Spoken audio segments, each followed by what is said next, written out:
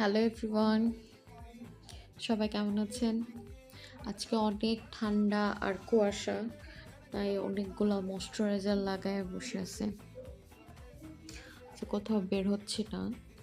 আর এই শীতকালে ময়েশ্চারাইজার খুব বেশি ইম্পর্ট্যান্ট। তো অনেকগুলো ময়েশ্চারাইজার দিয়ে লোশন দিয়ে বাসায় বসে আছি। তো এই অবস্থা চলতেছে ঠান্ডার মধ্যে। পানি টানি কিছু ধরতে পারি না, এত প্রচুর ঠান্ডা। গরম পানি করে করে খাচ্ছি।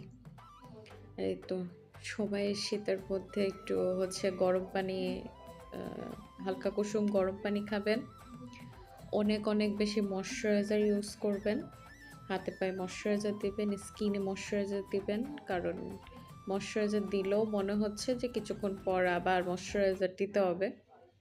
এরকম কন্ডিশন চলতেছে। আর আজকে খুব বাতাস, খুবই ঠান্ডা।